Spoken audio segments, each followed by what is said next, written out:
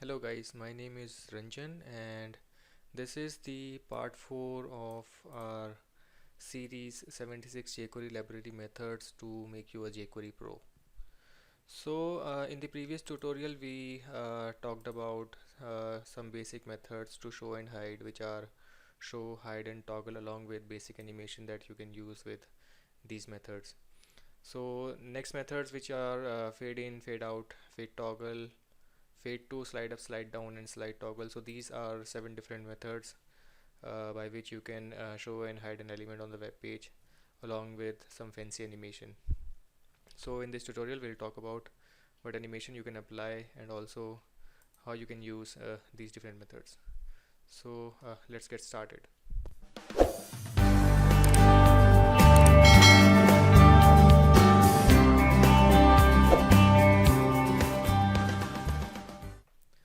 So like in our previous video, I have taken three different buttons here, which is fade out, fade in and fade toggle. So what I'm going to do is when I click on fade out button, it will fade out this div tag, and when I click on fade in, it will fade in this div tag back again. And if I click on fade toggles, so like the toggle method that I previously explained in part 3, it will simply do the fade animation on this div tag by toggling it. So when I click first time, it will fade out, and then if I click on second time, it will fade in this back. So let's see how these three buttons will work. So if I go back to my code, this part, yeah.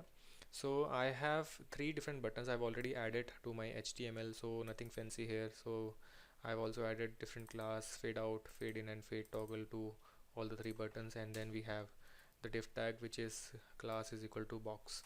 And like in my previous tutorial also, I added the CSS for this box class here. Width is 300 pixel, height is 300 pixel, and the background color of red, dark red.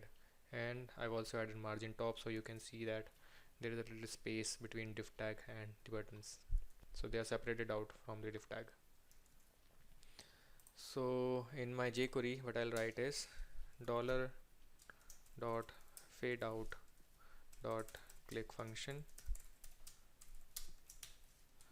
So what we want to do is we want to do dollar dot box dot fade out, and when we click on fade in button, so I'll just copy this thing and I'll paste it here.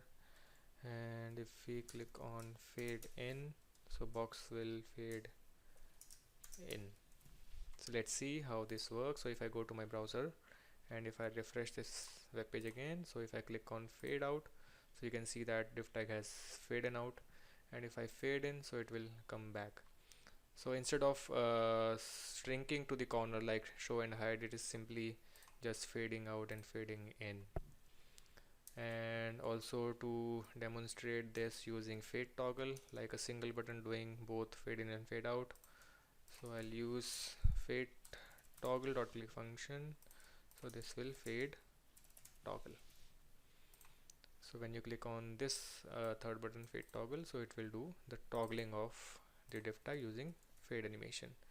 So if I refresh this again and if I click on fade toggle, it will hide this, and if I click again, it will show it using the animation. And also obviously we can add timer. So let's say fade out with 1 second and fade in with 2 seconds, or we can also use fade toggle with 1500 milliseconds, which is 1.5 second. So if I go back and refresh fade out, so it will take some time, 1 second. Fade in, it will come back in 1 second. Or fade toggle, sorry, it will fade in with 2 seconds because I've added 2 seconds here. And if I do fade toggle, so 1500 milliseconds, which is 1.5 second. So I fade toggle, so it will take 1.5 seconds to completely fade out and 1.5 seconds to completely fade in.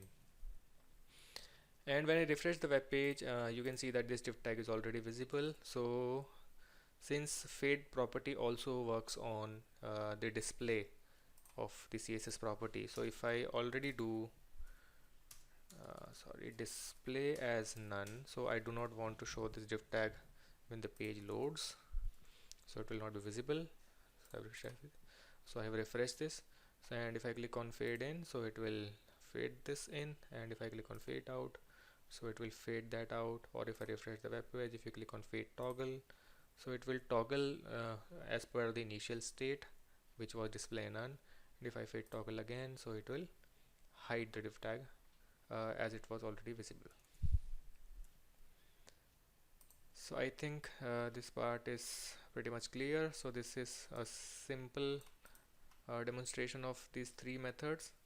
So now next we have fade 2. Fade 2 is our fourth method. So what I'll do is I'll add another button,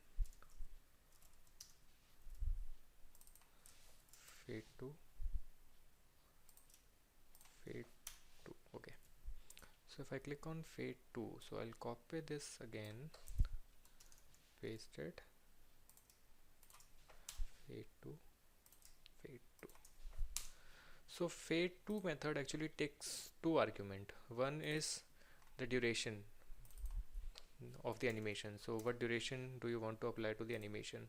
And the second parameter is by what value do you want to fade the element. So let's say if, I add 0.5, so we'll see what 0.5 means. So if I click on fade 2 button, so as you can see that it has make the div tag visible again, but this div tag is not completely visible, it is partially visible. So if I click on inspect, so you can see that we have a property which is opacity added, which is 0.5. So we all are already clear about opacity property, which is the CSS property. So it will make the any element as transparent. So we are saying that we want to show this element with fade to property, but we only want to show the 50% of this element. I mean, the transparency should be 50%. So it is 0.5. So let's say instead of 0.5 I add 0.1. What will happen? So if I click on fade to again, so you can see that div tag is very lightly visible. So 90% of the div tag is not visible, so only 0.1% is visible here. The 10% is visible here. So it works like that. So if you want to show an element partially or hide an element partially, so in the other way around, so fade to method will help you. So let's say I remove the display none property, so the div tag will always be visible first time. So if I refresh, it is visible, and if I click on fade to, so it will hide the element, but it will not hide it completely. It will stop when the opacity is 0.1. So the second parameter in the method fade to is the opacity 0.1. So this is how it works.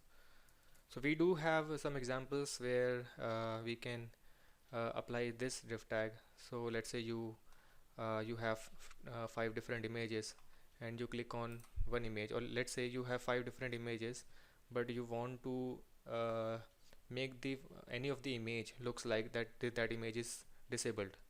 So you might have seen such things on the web page where some element is not completely visible, so it is like a state of disabled state. So that we can use using fade to. So try implementing this fade to. So but we also have I'll show you example of how fade to will work in the upcoming tutorials. So for now, just remember that fade to complete does not show and hide the element completely. I mean, it does show and hide the element completely, but you have an option whether to stop that element somewhere in the middle, or you want to hide that completely or visible that completely. So let's say if I pass 0, fade to 0, so what will happen? So if I refresh and if I click on fade to, so it will now completely hide the element and it will set the opacity to 0, right? So if I say fade to 1, if I refresh, oh, so see, div tag is already visible, so there is no point of doing the fade towards 1. So if I go back to my CSS and if I say display none, and if I refresh and if I do fade to 1, so it will completely show the element and the opacity will be 1, right? So this is how you can play around with the fade to property. Okay, so next we have slide up, slide down, and slide toggle. So just like fade in, fade out and fade toggle, slide up, slide down and slide toggle also works the same, but they work on the slide animation. So let's quickly check that also. So I let 3 more buttons after the fade to button. Let's say I add a break tag. So I'm adding 2 break tag, so we can completely space that out. So I'll change this to slide up, slide up. This is slide down, slide down, and slide toggle. So instead of fade, it will be slide toggle. And I'll quickly copy these method. Let's say this method I'll copy. So if I copy and paste here, slide up, slide up, and I'll paste this 3 different times. Slide down, slide down, slide toggle class. The method will be slide toggle. Okay, so I've added 3 different methods, one for slide up, one for slide down, and another for slide toggle. So let's see how these work. So if I refresh, so I again have 3 different buttons. The div tag is by default not visible since we have added display none property. So let's say if I do slide down, so you can see the div tag came back with the sliding animation. If I say slide up, so it will slide up the element, or if I do slide toggle, so based upon the current state it will either slide it down or slide it up. So whenever you click it, it will toggle the slide animation, as simple as the fade in, fade out were. So let's say again, so I can mix and match these methods. So let's say if I do slide toggle, so it will hide the element, and as I fade in, so it will fade in the element, and then if I say slide up, yeah, so it will slide up the element, and then if I say fade to, so it will completely fade in the element with opacity 1 like we added earlier. And now if I do slide toggle, so it will do the toggle of the element. So this is how these 3 methods work: slide up, slide down, slide toggle, up till here. Okay, so I mean these are very simple, although we can use I mean just to tell you where you can use it. So like you have seen drop down menus, so when you hover over one of the menu, let's say you have home, about us, contact us, and in about us you have multiple options: about our company, about our location, about our partners, about our employees. And when you hover over the about, you will see that some menus have those slide animation, so they just simply slide down, and if you hover out that element, there that is like slide up. So in the drop down menus you can actually use slide up, slide down. So I'll give you an example in upcoming tutorial for slide up and slide down, so where we will be actually implementing these methods there. So for now, just focus on the basics.